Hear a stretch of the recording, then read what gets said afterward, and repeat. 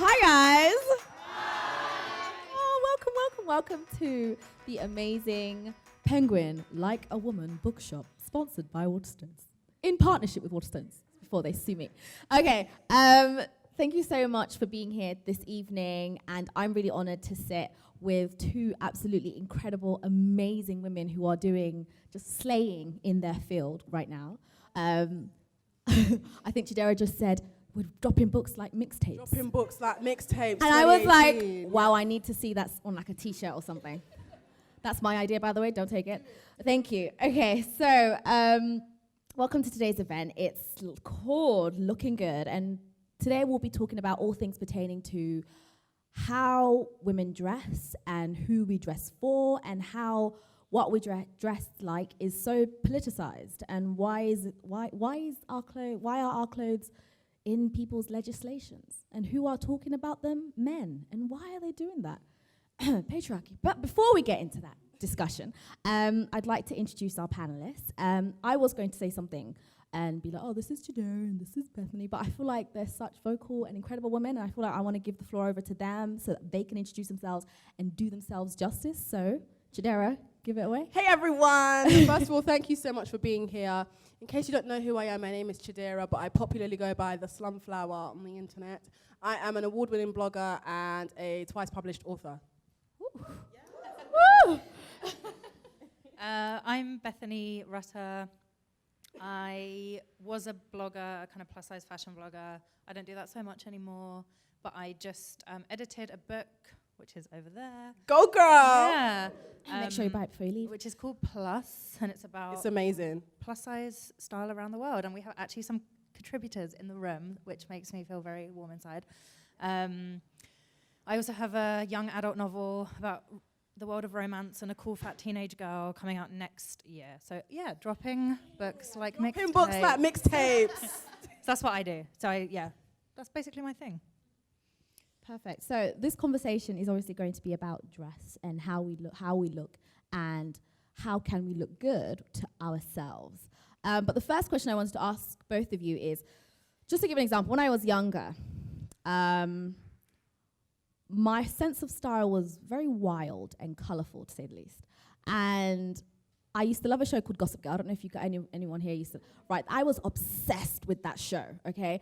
And I was Blair Waldorf, and I still am till this day, just a different type of version. And I used to dress very preppy. And I used to dress for Blair Waldorf's enemies, or my enemies, I don't know. But, you know, she was a very powerful woman who I thought to be was a powerful woman. So I just wanted to ask you guys a very bold and straight up question. Who do you dress for? And maybe why?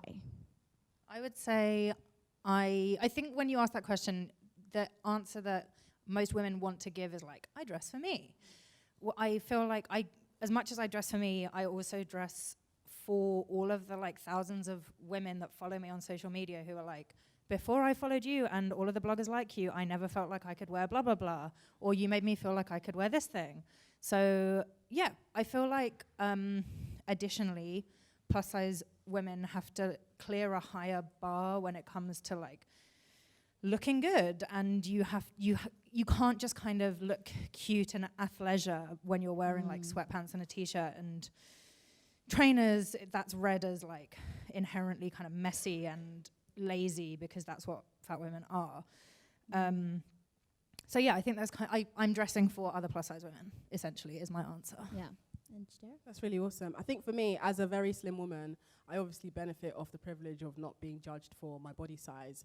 I feel like I dress for the outdated version of me, who used to be very scared to wear items without a bra. I would show you guys with the cameras on. I'm not wearing a bra today. But like, I feel really great that I am not wearing a bra now, but the old me used to be terrified of that, because my boobs don't sit up at all. Even though I'm only 23, my boobs are considered saggy, and I used to feel like, oh man, like my boobs are saggy and no one's gonna like me anymore. Or if I wear an outfit that reveals my saggy boobs, people are gonna be less likely to wanna know who I am. But I realized very quickly that that's not even the case at all, and that, yeah, I've got character and I've got so much more to offer. So I definitely feel like I dress for the person who wants to ask questions and the person who wants to be remembered by just simply choosing to live their truth. I guess with both of your answers, it takes a lot of confidence and a lot of self-empowerment to be able to make those very strong decisions in who to dress for. You know, a very young girl, what do you tell a very young girl who wants to get to that point in which they're dressing in a sense that empowers them and is for them? And how do they get there, essentially? Like, what have you guys done to allow you guys to get to a place when you can stand up and say, you know what, I look good? So I would say, in very practical terms, you need to stop only consuming images that are curated by the mainstream media, because they are not there to help you. They will not represent you. They will not represent people like you. So go on the internet, go on Instagram, Tumblr, Twitter, and just find and follow as many people as you can that look roughly like you do, different to you, similar to you, just something different. Whatever it is that you're trying to feel comfortable with, whether it's like your size or your saggy boobs, #SaggyBoobsMatter. Yeah, just find those people and consume those images. And because I think you have to begin with a degree of comfort. Before you can even get to confidence, you have to be like, this is okay. Like, this isn't, you know, if I can't be like, this is good, I can just be okay. And I don't think it's I don't think it's kind of compulsory for anyone to get to like confident, this is good, but I think it means that you can navigate the world more easily if you're at least comfortable in the body that you have, and it means you can focus more on important tasks because you're not always distracted by thinking horrible thoughts about yourself. So yeah, I think going on the internet, because that is where everyone is and where all the cool people are, follow as many people as you can, consume as many images as you can of people that are going to make you feel good. Yeah. I think definitely echoing from what Bethany just eloquently said, I think for me it's all about figuring out what you stand for and trying to develop a solid character, so that when you do follow all these people on the internet, you know who you are outside of consuming all these images, because it's absolutely beneficial to consume various images and get a diverse idea or understanding of fashion and be able to implement and mix and match with various styles. But then the downside is, are you performing yourself or are you being yourself? And you have to be able to distinguish between the two. And the only way to get the answer is by detaching yourself from the clothes and understanding, okay, who am I? What do I stand for? What scares me? What excites me? What do I love the most about fashion? If the world wasn't judgmental, how would I dress? Okay, but the world is judgmental, so how can I adapt that style I have while still, you know, I think a little bit of insecurity is still okay, but what can you do to adapt your style to the world you imagine in your mind, and how can that be something that you realistically live, I guess? I think, Bethany, you mentioned something that stuck out to me. You said to surround yourself with images and things outside of yourself that allows you to see yourself essentially reflected. So when I was younger and I started wearing a hijab and covering up, I was very much insecure about how people would take me, because it was almost like I was just a woman and now I'm a Muslim woman, and I stand for something and I'm representing something. And it was a very hard time for me. So I remember going on Instagram, and I currently, if you go on my feed, I just have a list of all of these really fabulous hijabi women, and there's like loads of them. And I really want to be one. So if anyone is on the lookout for any... Girl, get your clout, yes. Thank you. Secure the bag. But so I do think that women need to do that. But at the same time, what I'm worried about is they're taking on far more responsibility for something that should essentially already be out there. They should already be represented in the media. So what responsibilities do media companies, be it advertisements, be it fashion houses, designers, anything, what responsibilities do they have to ensure that people of diverse backgrounds, women of diverse backgrounds, and who look different from one another, how can they be represented in the media without then taking on so much responsibility on their own? I think for me it begins with, first of all, hiring the people you're trying to represent. That's the mistake a lot of companies make, where the only time we see representation is at the very end of the supply chain, when it's the actual campaign. But then if you go about 5 steps back or even 10 steps back in the supply chain, you don't see any of the people that are being represented in the campaign. why this is a problem is because as consumers, and I hate that word, but as consumers or people who buy into those products, you can tell when it's genuine and when it's not. A way to tell when it's genuine is, or when it's not genuine, I'd say, is when you look at the brand and you already know what their values are, then suddenly they do this massive 180 and they're suddenly all about diversity and like representing every single possible person, that's squashing people's identities in one. And that's how you know it's been rushed, because not enough time has been taken to really carefully fit in each identity. Because I think each identity deserves that time and that care and that effort to make sure that it's represented properly. But the mistake brands are making is that they just have board members who all look like each other, all speaking for people who don't even exist in the room.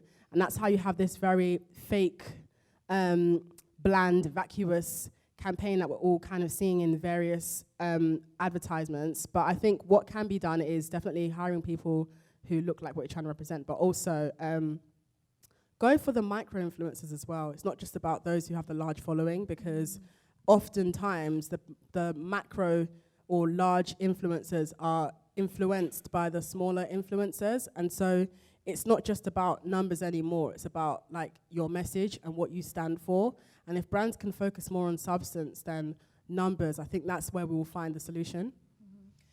So in my day job, which I didn't even mention at the beginning, I work at a women's plus size fashion brand and I am social editor there. So I kind of control what is on our social media in English. And it's an amazing place to work and everyone is so wonderful. But I had to explicitly say to someone, it is not okay that in 1 week you are providing me with 7 days worth of Instagram posts where everyone in them is white. And I was like, it was last year, and I was like, it's 2017, like, this is not, I don't understand how we can still be looking in such a small pool for stuff. And I think that's part of the problem, is like laziness and reversion to the mean and the kind of, the average of a pool of people. Yeah, the safe options, and I'm like, it is part of our responsibility to change. I don't know, we're talking about like what can the fashion industry do? And instead of looking at like bigger models and saying bigger models don't sell stuff, just do it anyway until people change their ways. Like if people can't be trusted, we have to make them do it. Like if, it's the way I feel about kind of quotas, it's like they have to exist because we cannot trust people to behave ethically. Like we need to put these things in place because like human nature is like bad and annoying and nefarious. So yeah, that's kind of, I can't remember what the question was, but that is my answer. What can the fashion industry do to make sure they have the responsibility of representation? Yeah, I guess that. Just opening the market, essentially. Yeah, just and even though I work at a plus size brand, I'm one of few plus size women that work there. And in the 2 years and a bit since I've been there, I think the quality of what we produce and the people we work with and the things that we do has increased enormously. And that's not just because I love bigging myself up. Yeah. It's because I think it is invaluable to have someone who cares. Yeah. Like someone who is like, I have been wounded by a lack of representation. And it is important to me that I don't perpetuate that. And I think that employing people who care for whatever reason can only be good. But I think just adding on to that, it is a lot of the times when I hear people say, oh, there's just not a market for it, no one's really going to buy that. It's damn right lazy, in my opinion. When... Go on. Do you know what it is? The reason why no one's buying it is because you're not marketing it to them. Exactly. Like, if you market it to me, I will buy it. If I see myself in it, I will purchase it. And I say this all the time. In plus size fashion, it's a vicious circle. I say this like in almost every interview I ever do, which is brands say, fat women won't buy this, so they don't make it. So fat women can't buy it to prove that they want it. Like, this stuff doesn't exist. Like, how wild is that? There are things that have literally never been made for plus size women, things I've never been able to buy because it is so ingrained in manufacturers' minds, like what we do and don't want, how we do and don't dress. And we're not even given a chance to say, like, actually, it's 2018 and things are different now and we want different stuff. Yeah.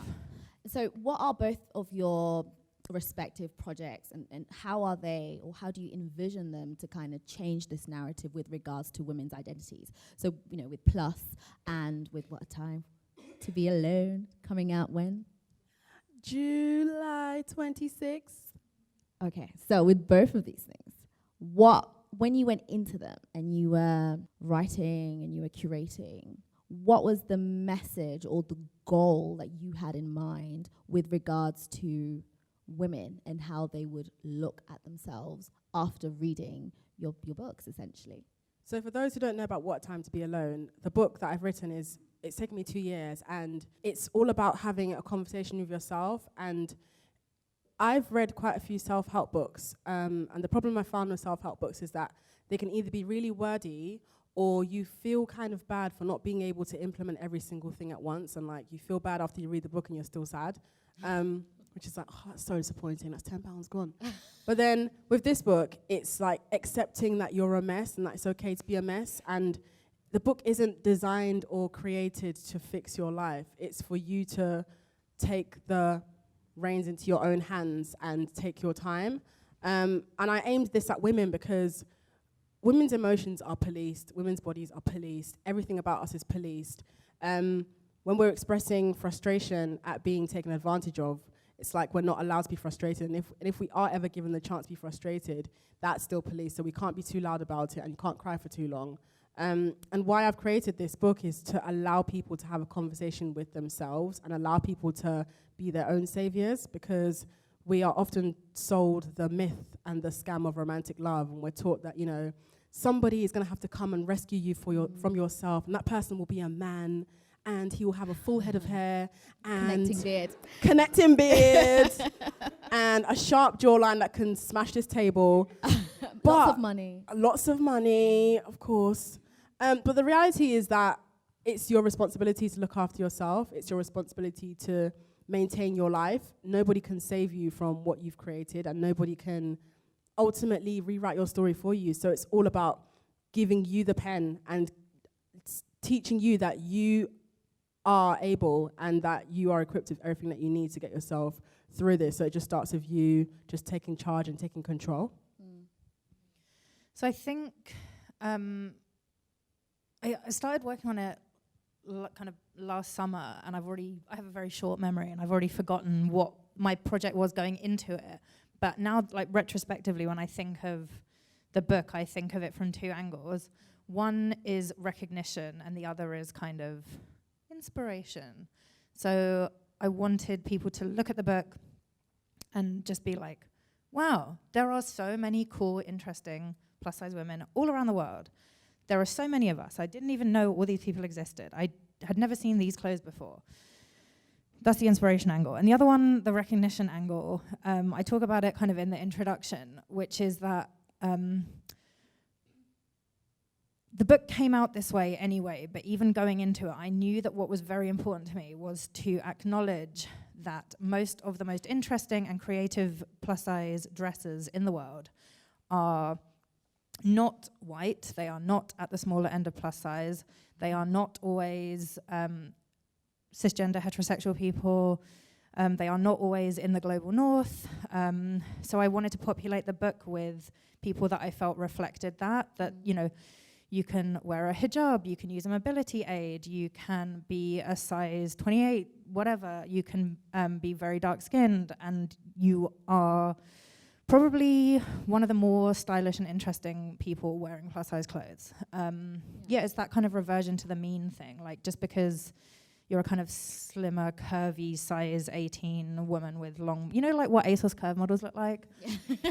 Like, just because you are not one of them. The right kind of curvy. Yeah. Like, the odds are, like, because of that, you have to work harder to assert your identity. You probably wear more interesting clothes. And I wanted to recognize that and say, like, you are good too, and you should be in my book. And so many people were like, oh my God, me? And I was like, I wouldn't want to do it without you. What is your problem? So yeah, that was the kind of project. Yeah.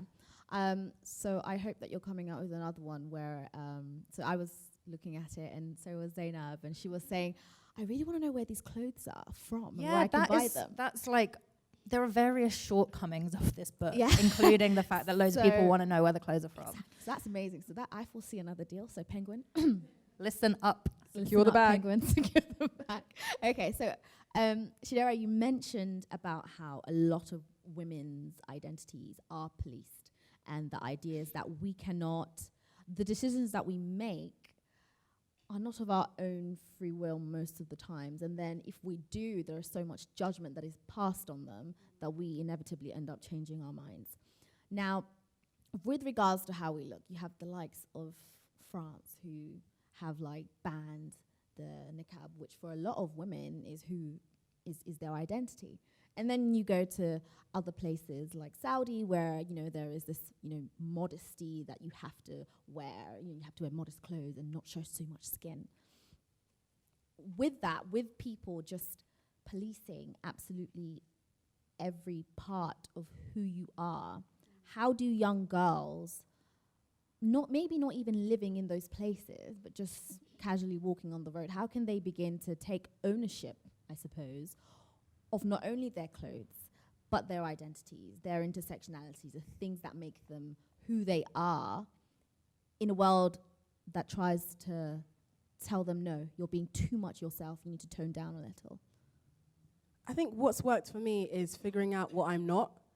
So that list I make mentally then allows me to figure out what I am. And then in a world where my body is policed, my voice is policed, I find various spaces in the world where those things aren't policed. It's not always going to happen where they aren't policed at the same time. So there'll still be times when I'll be in one space and something else is policed, or I'll be in another space and something else is policed. But I will just try my best to live my truth as loud as I can. And you have to prepare yourself for those that you love to disagree with you heavily. Like with me, I have a constant back and forth with my mother, who is like the most important person in my life, and I love her dearly, but she's problematic. And it's hard, and I've only realized that she's problematic when I started being myself. I'm like, oh my goodness, like it's always the ones you love. But then I think why she's like that is because it's not really because of her, it's because of the environment that she's grown up in and the culture she's been raised by. But what we have to understand about culture, which is what informs all this policing, is that culture is created by men, for men. So most of these cultures prioritize the male gaze, and that's why women's bodies are policed, because if it wasn't about the male gaze, then men's bodies would be policed just as much, and men will be shamed just as much for indulging in activities that both people can take part in. So I think there's kind of literal policing and there's like social policing, and I think both of them, it's never really about the clothes, and it's about whatever the thing that you're looking at, the thing that you want to police, it's about what that is. Or so it's not really about what French Muslim women put on their heads, it's about controlling and suppressing specifically Muslim women in France. Yeah. And social policing, it isn't, you know, when people kind of express an opinion on what plus size women wear, and you know, as we get into like the summer, there's all these like horrible viral tweets, you know, with a picture of like a fat lady wearing a bikini and like some witty caption. It's not about bikinis, it's about like wanting to control how women, you know, how fat women exist, and to put them out of eyesight because you don't want to see them. So I think understanding clothes as a way of controlling people is very helpful. Yeah, and I think decoupling it just from being about clothes and understanding it as being about like who are we trying to control, like when we say, you know, Afro hairstyles are not neat and tidy enough for like, you know, customer facing jobs or whatever, like that's about controlling and policing black women and like changing the places that they have access to work unless they conform to like bullshit standards. So yeah, I don't know, I think it's more useful not to think of like what am I allowed to wear and not wear, but think of like who are the people that suffer the most as the result of these policies, whether they're like real or kind of more social. So essentially it's about that little girl, whoever she is, that little girl, teenager, young woman, being unapologetically herself in every sort of environment that she's in. I know, I think it's more about like challenging racism and challenging like fat phobia and challenging Islamophobia, because it shouldn't be on that tiny child to have to like struggle her way through the world and then be told that her hair is, you know, an aberration.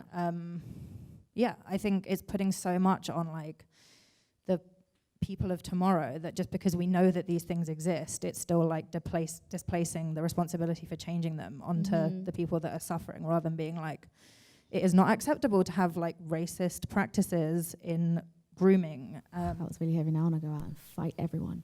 Okay. There will be no fighting here, unfortunately.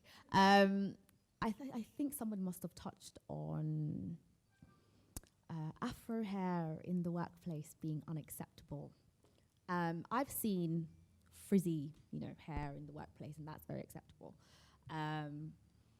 But what I wanted, I think I saw an article whereby Vogue magazine had a white woman, and she had like gelled her baby hairs. Now, I don't know if any of you guys have lived in like East London, South London. When I was growing up, this is like 2004, 5, 6, 7, that time. Wow, I'm really young, old. So when I was growing up, that was the norm. Okay, so black girls gelled their baby hairs. Yes, girl, thank you. We'd stick lollipops in there somewhere. Then you'd wear, I don't know if you guys knew the craze of wearing Disney backpacks. So I had a Winnie the Pooh one, right? And that was like the absolute norm. And you couldn't, I remember going to, I think we had a trip to the British Museum. And like obviously I wore hijab, but I had like my slick, and then I wore my nice little, it was a Tigger backpack. And I was told, I think maybe I was in year 10, I was told that it was unacceptable to do that in the British Library. My teacher was like, what are you doing? To do what? Just like my teacher was like, we're going to somewhere like very important. And respectable. And respect in the British Library. And you shouldn't have done that, Raifa. I was like, what are you on about? But then, a few years later, I see it all over Vogue. And now that looks good. But when a young black girl does it in East London, it's unacceptable in certain places. So I've seen it so many times with regards to clothing that people wear. It's not acceptable in certain places when certain people wear it. So that sort of hijack now of clothing of different cultures by other cultures who essentially hold the reins is happening. I don't want to swear. Sorry, I can't swear. How the hell do we change that? How do we go about changing that? First of all, black women should continue like being very loudly black. So with me, like I wear wigs, so I like constantly. I call myself a shapeshifter because like you might see me one day in Shoreditch and I'm walking past and I'm wearing a blonde wig. Like just don't say anything, just mind your business. Don't touch the I hair. could be wearing either. a massive afro. Don't say anything, mind your business. But I feel like as a black woman, it's not my responsibility, and keyword responsibility. It's not my responsibility to educate anybody into minding their business. It's not my responsibility to educate anybody into seeing me as a human being. And it's not my responsibility to negotiate my humanity with anybody. Mm-hmm. So in regards to white women and what they can do, I think it's all about understanding that, okay, if you're taking part in a style or a trend, it's worth figuring out where that style or trend came from. So a prime example is dreadlocks. The conversation of dreadlocks, I feel like it doesn't need to be dragged out as much as it's dragged out. Dreadlocks are a cultural hairstyle. The reason why dreadlocks exist is because with black people, our hair naturally tends to lock by itself because it's so curly. And the reason why dreadlocks don't necessarily work for white people is because your hair is straight and silky, so your hair doesn't form like that. You have to literally let your hair become dirty in order for it to dread, and that's not really how it works. And so it's important to just avoid taking part in things that come from a marginalized or oppressed group, because you have to be aware of power dynamics. And for those who don't know what power dynamics are, it's basically an understanding of who has more power in a certain interaction. So as much as I am a marginalized and oppressed person, I still hold more power than maybe someone who, like, so socially, I hold more power than maybe someone who is in a wheelchair, for example, because I'm able-bodied, which means I have more access to certain places, and it means that I'm judged less or I'm recognized more in society because I'm able-bodied and seen as more of a human being. It's so weird. But just to play devil's advocate, I could just be a normal person and I just really like dreads. I mean, if you like dreads, that's fine, but then it's also about understanding that there are certain things that if you're taking part in it, that has come from somewhere. Like, for you to go out of your way to do dreads, you've seen that style somewhere before. Like, it's not just something that happens by itself, whereas with black people's hair, it tends to happen by itself if you don't comb your hair for a while. So it's something you have to go out of your way to do. So I'd say definitely, like, just if it's something that's related to a culture, just be mindful of that culture. And if you aren't contributing to helping the members of that culture, it's wise to just kind of stay out of it. Unsurprisingly, don't have that much to add, being a white lady. But I remember a really interesting tweet from the excellent poet Bridget Minamore, who said, you know, obviously cultural appropriation is objectively bad, but we need to think about why the things are stigmatized. Like, why are dreadlocks stigmatized? Like, what are the things that we attribute to these that are now being appropriated by white people? What are the reasons that they are stigmatized? And it would probably be more useful and important to destigmatize those than keep it as like a distinctly binary thing. I'm obviously paraphrasing her tweet. It was a long time ago, and sorry if I got it very wrong, really, but I thought it was a really interesting thing. I don't know. That's all I have to say. Definitely, something Bridget said. I do agree about, you know, removing that negative stereotype. I guess it comes from having more conversations, but I think it's white people that need to have that conversation with themselves. It's not black people's duty to educate anybody into humanizing them. I think white people have to want to see black people as full people before that conversation ever happens. I don't know if we should open up now or... Yeah? So what we're going to do is we're going to open it up to the audience for any questions, any comments that you'd like to make. I already have one at the front here, Zainab. So any... No? Oh, yeah. I was like, maybe not. Yeah, so please do. Thank you. And I'm Swedish, so if I say something cringe, it's just my lack of flow in the English. So, yeah, I was thinking about the thing. Oh my gosh, this is loud. I was thinking about the thing where men kind of tend to take an hostage of women's bodies as a way of making their power bigger. I don't know really how to explain it, but in Sweden, I used to be a politician, and then my male colleagues could come up to me after like a debate on a stage or something and be like, yeah, I'm sure you did very good, but I couldn't really focus on what you were saying because your body, the way it looked, it made me think like of other things. And when you say that, oh my gosh, that's kind of sexist of you. It's like, oh, it was just a compliment. I'm sorry if you're sensitive. So then they're gonna make you feel like crazy and everything. So it's not just like compliment, well meant. It's like a very, what you say, like they tend to do it to make their own power bigger and to make you insecure, to be like next time you go up on stage, like, oh my gosh, and my nipples see through, how do I look, are they gonna look at me? So you don't focus on what you're gonna say. So I was like, have you experienced that, and what is your like advice on coping with that? For me, for young women, sometimes they don't even understand what's happening. They're like, oh, now I feel so small, I wanna hide, I don't know why.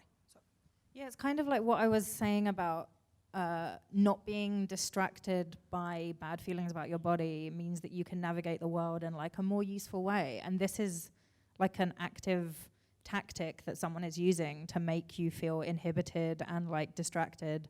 Yeah, like that's so weird and rude. I don't know like what to do. Do you know? I mean, first of all, him complimenting you and then making you feel bad for seeing the loophole in his non-compliment, that's called gaslighting.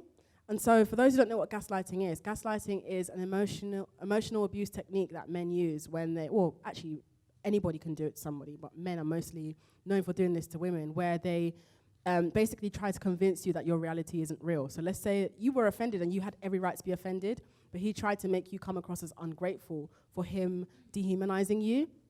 So you feel like you have to now apologize for responding to being dehumanized in a way that makes him feel uncomfortable.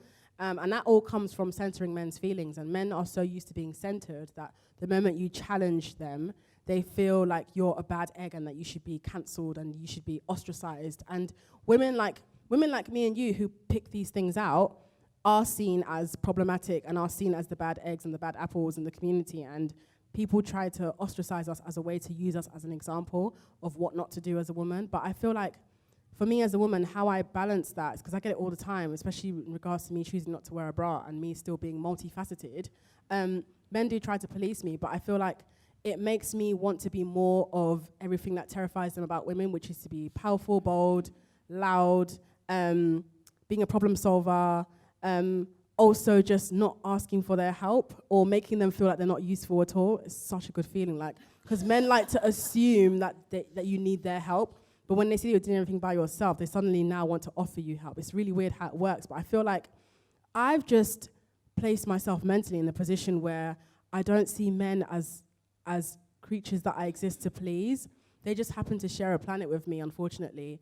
And I'm talking about cis men. They just happen to share a planet with me, unfortunately. And what I tend to do to combat that is just to try and live a life as full as possible, and remembering that even if a man sees you as this wonderful, amazing woman, part of that is pretty much dehumanizing, because the typical cis man, his idea of a perfect woman is a woman who's docile, who isn't resistant, a woman who wears like a turtleneck like you're wearing, who doesn't put herself in positions of power, who likes to ask for his help. But women like us are not that. We're the complete opposite. We're game changers. We know who we are. We know what we want from life. We know what kind of men we're after. And often the men we're after exclude men like that person that was giving you a really weird loopholed compliment. And so I think how I battle that, or how I just completely avoid that, is just to remember that my value isn't even attached to what men think. And I don't even attach much value to what men think, because most of the time when straight men are being nice to you, it's because they often want something from you that is beyond you, like, repaying the favor in that same sense. And so that's why I'm very, very bent on just building my own value as a person. And I don't feel like being a tough, powerful, loud, problem-solving woman will stop you from finding whatever kind of love you want to find. If anything, I feel like it puts you in a position to find the love that you deserve, because I don't think anybody is impossible to love.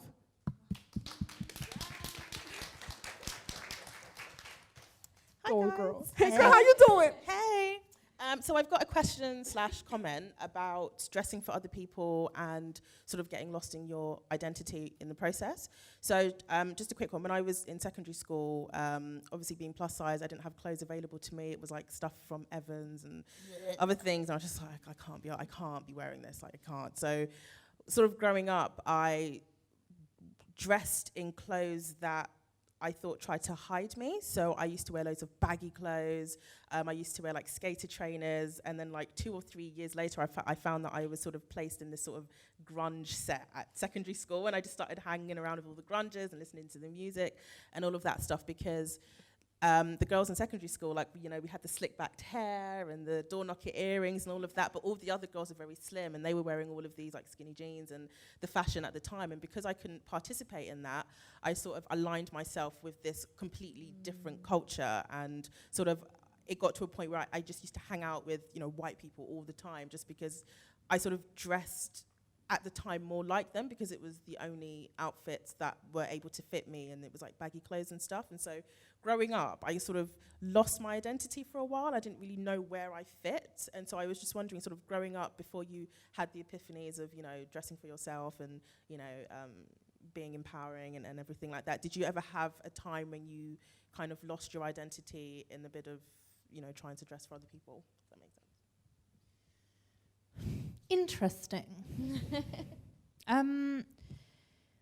I think, before I come on to your actual question, I think it's so interesting. I think it must be unthinkable to people who are not like plus size or don't have any kind of inhibition on their access to clothes to be like, I literally dressed like a completely different person for years because I could not buy clothes that represented me. Like, that's such a wild thing to say. And it's true. Like, if you didn't want to buy clothes in Evans, you had to be naked. So yeah, I think that's really interesting. I'm sure a lot of people who have always had access to clothes have never thought about that, and that like expressing yourself through clothes is like a really fun part of your teenage years, and that's a thing that you were deprived of, and I think that is very bad. So I was actually I was bigger than everyone else, as a teenager, but I wasn't actually plus size. And obviously there's that whole weird thing of when you look back on your teenage years and you're like, I really thought that I was so different, but actually I was like only a couple of sizes bigger than a lot of people. Anyway, so no, I never really had that experience. Like I felt, it wasn't so much that I didn't have access to clothes, but I felt more inhibited in like how I dressed. But I could buy the clothes because I was like, you know, I never really went higher than a size 18 until I was in my 20s. And I'm really grateful for that because I at least had a period where I could kind of express myself through clothes. But yeah, I hate that you didn't because you are such a stylish person. Right, isn't she? So Giving many us wasted spots years. and red lipstick. I think for me, I've always had the privilege of being slim. So unlike you, I was heavily represented. And even hearing you both say that is just like, it's mental to me because now I think back and I'm like, it's so true. When I think about my friends who were much larger than me, they dressed very different. And it's probably because they didn't have much of a choice. And choice is so important, especially as a young person where like your teenage years are those years where you're really forming your identity. And it's not fair that you don't get to take part in that process of really enjoying the decision-making process like everyone else. I feel like for me, how I was able to kind of take control of my own body was, again, my problem being my saggy boobs. I just decided when I was 19, I'm 23 now, when I was 19, this was when Rihanna first like decided to stop wearing a bra, and it was like revolutionary. Like, oh my God, Rihanna's titties. And so I chose to stop wearing a bra as well, but because I'm a 32 double D, which is like relatively large, people were like, excuse me, you can't do that. I can see your nipples, what are you doing? And I remember feeling like, well, if smaller boobs girls can do it, what makes me any different? I just have like maybe like 30% more tissue than them, so what does that actually mean? Like, what are you really trying to tell me here? And I just kept on going with it. My own mother was like not supportive of it. Everyone around me was trying to talk me out of it, but I just kept on doing it. I didn't care. Then suddenly the wave of not wearing a bra arrived, and everyone was like jumped on and forgot about the people that they were picking on for not wearing a bra. And I was like, fair enough. Everyone takes their time to learn. I'm not even going to bother. And then now I'm at a point where I do often get men make fun of my body, and I'm like, first of all, I wouldn't even poke you with a 10-foot pole. So I don't know where you came from trying to tell me that my body's unappealing to you. Like, first of all, your entire existence disgusts me, so I don't know where that came from. But again, it comes from that male entitlement. And I felt, very recently actually, like almost a year ago, I felt like, oh my goodness, like I should probably cover my boobs so that no one knows my boobs are saggy. But now I'm like swinging and living. And what I do to reclaim ownership of my own body is by choosing to wear outfits that show my like saggy lined side. You know that side boob where like most side boob we see, especially on celebrities, is like a perky side boob, so it's like an orange squashed in a vest. But then for me, it's like just a line, and it's like, well, that's fine too. Like boobs, the only people that actually care about boobs are newborn babies. What matters is that there's milk coming out of it. So I don't feel like my body exists for men, and the world is very like cis heteronormative, and that's why we're all fed this idea of that, you know, if men don't choose you, then you're just like unlovable Trash. and you should probably just die. Yeah, and it's like, well. So you know the dudes that are like being rude about your body?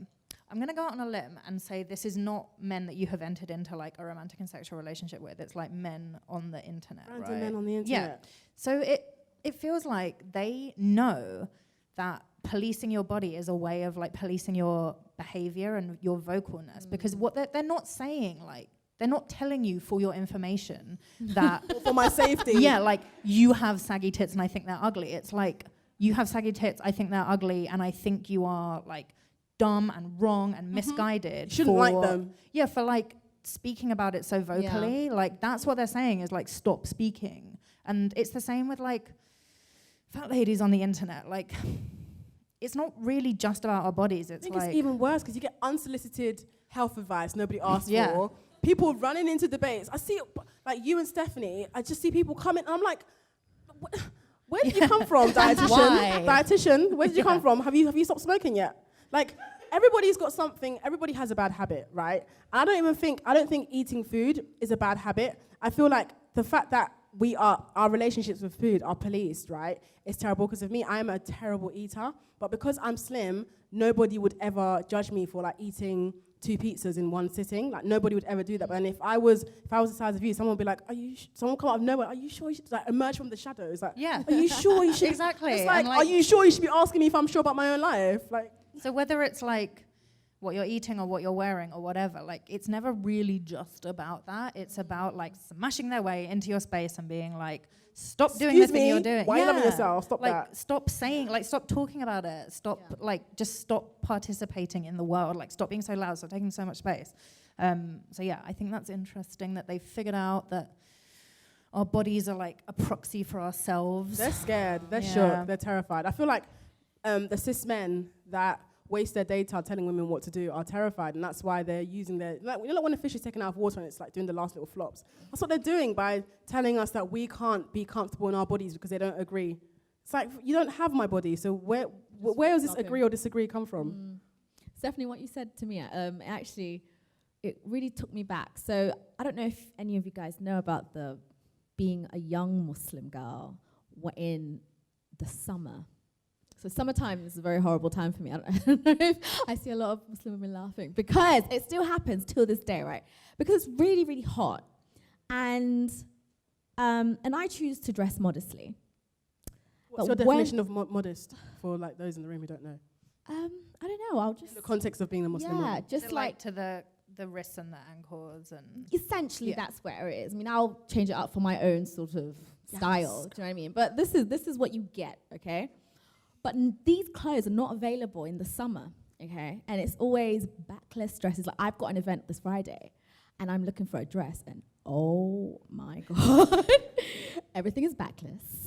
Everything is like... Deep plunge. Honestly.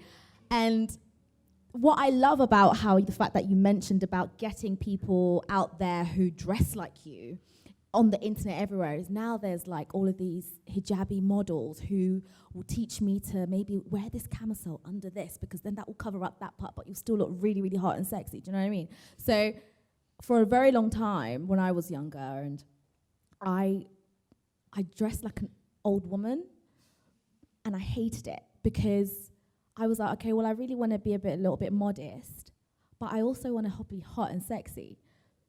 I mean, I wasn't thinking that at 15, but maybe I was, who knows? So I'd be like, I want to wear a nice long skirt, but I want it to, you know, hit me up in all the right places. You know what I mean?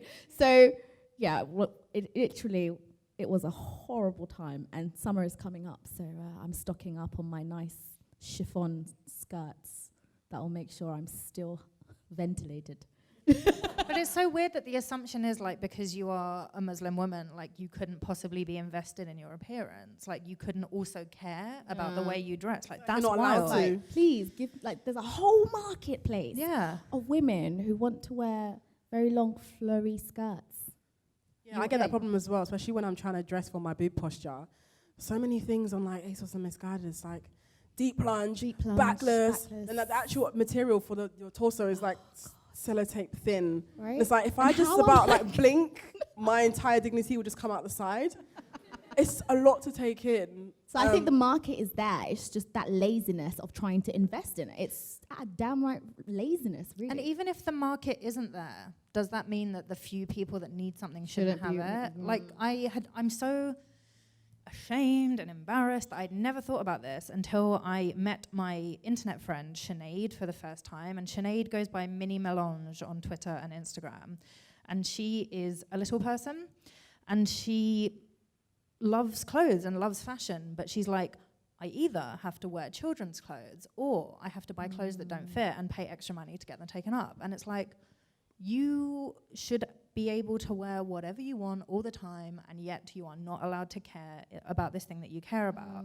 And it's just so dehumanizing to assume that like an adult human wants to wear children's clothes because they are like smaller in stature. And I think there must be so many accessibility issues around clothing, like for people who use wheelchairs or people who have other kind of mobility impairments, or like people like Sinead who have dwarfism. So even if the market is small, like, does that mean that those people should be treated like afterthoughts? Like, obviously with plus size women, the market is, pardon the pun, big. So it's like a good business decision as well as ethically correct. But when it's just ethically correct, I think that's still a worthwhile reason to do something. All right, do we have any more comments, questions? Hi. I really liked what you guys said about kind of tokenistic and potentially superficial representations of kind of diversity in different contexts. And kind of, I'm very much a minority in my field. What kind of strategies would you recommend for people who are kind of blowing the horn for minorities in kind of these contexts where, for example, coverage in the media can really easily slip into tokenistic sentiments rather than kind of a genuine and kind of prolonged representation of kind of diverse people and people of color and kind of all that. I don't have any like perfect solutions, but a thing that I think is helpful is finding other people who care. Like my ability to produce good stuff for my company that is not tokenistic and is genuinely diverse and useful is facilitated by the fact that my boss really cares. And I feel like having an ally that genuinely cares and is invested in and interested in the same goal as you. I don't know what field you work in or like what kind of stuff you do, but just finding, what is it? Okay, yeah. But yeah, like there will be other journalists who want the same thing that you want, and it's just a question of like finding as many people as possible and trying to figure out which one of you has the most power to do the most stuff and facilitate the most stuff, I think. Like, and just not being on your own. Like, I would find what I'm trying to do so hard if it was just me, but when it's not just me, it's nice. I think you miss what you don't look out for. So I think if people actually decide, it's like if we are told, let's all just go outside and count the amount of red cars that pass, we would all look out for red cars. So if you're told, look out for people who are working hard to put across a message that contains substance and that represents people, you will find it. You just have to look for it. People aren't looking for it. They want it to come to them. So that's the problem. Just to add on to that, I just wanted to say that a lot of the times it's more so getting the people who have the power to get other people, but they need to invest in the right people. And for example, take your job of journalism. I think for me, that is an inherent job where another person cannot, like, if you're going to do an article about this cultural thing that happened in Peckham or whatever, Peckham, and if you don't maybe have someone from Peckham, that person won't do the right job. So yes, you have the stage, but give the mic to the person who actually has the experience, because it's not just about somebody with the loudest voice, it's someone with the right voice. So definitely get loads of people, but get the right people. Not everyone can tell someone else's story. Sometimes it just takes the actual person to say it, and you just need to give the mic to that person and get off the damn stage. But like, that's not even a thing that you can do. Like, that's not your thing. Like, it's weird. Like, that's not your responsibility. That's advice for someone else. So I don't know what our advice for you is. But yeah, like, I would get asked to write articles sometimes, like kind of freelance, like articles. And I'd often just have to be like, this isn't actually something I know about. Yeah, I'd get asked to write things about like mental health, because for some reason kind of body image and mental health are often very linked in the media, whereas for me they are very not linked at all. And so when people would be like, oh, like, do you want to write this thing about mental health? I'd be like, actually, I do not, because I think it is not applicable to my experiences. I would not do a good job of it. The article would not be useful to anyone. And I just think people being more and more willing to like say no to things, that's like a very attractive quality for the world. I think knowing when to say no and knowing when to say yes is very good. So maybe that's like a thing that you like, saying, knowing what the things are that you absolutely should do. So I sometimes get asked to do like live TV and radio, which sometimes is extremely unpleasant and very hostile, but I know that like I can retain my composure. So when some like random radio DJ in Hertfordshire is saying all of this like fatphobic abuse at me, and telling me irrelevant shit about his life, and like somehow that's meant to like make me decide, oh yes, I want to lose weight, I'm gonna wake up tomorrow and I wanna be a size 10. I can just be like, I disagree, blah, blah, blah, blah, blah. Here is some useful information that may help some people that are listening. And I think a lot of people can't do that. So knowing that that is my personal skill and strength is being able to like keep my composure, say useful things, and not be thinking about it for 3 days afterwards is a thing that means that I should do that stuff because I can do it and some people cannot. So yeah, knowing when to say yes, knowing when to say no, that's my advice. Okay, I'm going to have one last one. Thank you, Zainab. Hello. Hi. Hi. So I saw something on Twitter recently that I thought was quite an interesting debate. So I think it was it Sophie Hagen? No, I'm sorry, I really don't want to talk about this thing. You don't want to talk about it? Maybe we can talk about it, but it has been so Yeah. profoundly unpleasant for me in my mentions. And I know that it was like 10,000 times worse for Sophie. So I go, okay, let's talk about it. But if I'm like, don't want to talk about it, I might not want to talk about it. Okay, I just kind of wanted to know your opinion because obviously I don't know if people have seen the new cancer research campaign, which is the second biggest cause of cancer is obesity, fill in the blanks. And obviously there's been this very vicious campaign. There's Sophie Hagen's view that it's fattest, and there's other people's view that it's not, it's just highlighting health issues. So it's okay if you don't want to talk about it. I just was intrigued. Yeah, I kind of thought that someone might bring that up here, and I was like, I hope they don't, but someone did. Anyway, my take on that campaign is basically, just because something is true, does that mean it is a useful campaign? Cancer Research themselves have done their own research with UCL in the last few years that showed that stigmatizing advertisements did not actually encourage weight loss. So they know that this ad campaign will not be effective, and yet they have spent millions of pounds doing it. And I think that shows just how deep the kind of cultural fat phobia and the acceptedness of fat phobia is, that a literal charity would spunk all of that money on something they know isn't going to work. And I think it normalizes the way that people patronize fat people as if that is literally the first time that it has ever occurred to us that it might be like unhealthy. I think a more effective campaign by Cancer Research would be to encourage fat people like myself to see our size as only one facet of our overall health, and to encourage, I'm really into like harm reduction as a concept. Like, people are always going to take drugs, so they should use clean needles. Sex work will always exist, so let's make sure that sex workers don't get murdered on the job. And I feel like this is a kind of element of that, where like, instead of making it all or nothing, like you can either be fat or you can literally die tomorrow, like that isn't life, and that isn't a helpful or healthy way for people to go through their lives. Mm-hmm. So that's my opinion. Thank you, Bethany. That's okay. It's like that. Okay, so thank you guys so much for joining us this evening. I just want to give another round of applause to our amazing panelists. Thank you so much. Thank you so much for joining us. Just final thoughts on looking good. What is it? We do it. That's it. No? Today, I'm not wearing makeup. I used Carmex as highlighter because my skin... You're amazing. That's like a Glossier life hack. Mm-hmm, because I just don't have no makeup on, and I'm thinking, but I want to give the people... The people deserve a glow. Like, I love the people. Let's give them a glow.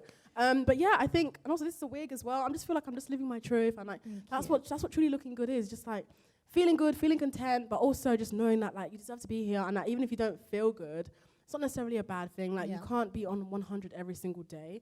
And I think your bad days are just as useful as your good days. Your bad days teach you about yourself. Your good days allow you to enjoy life. And I think it's just about just being present as much as you can, because we're all going to die. Yes. Yes, we are. On that morbid note, thank you.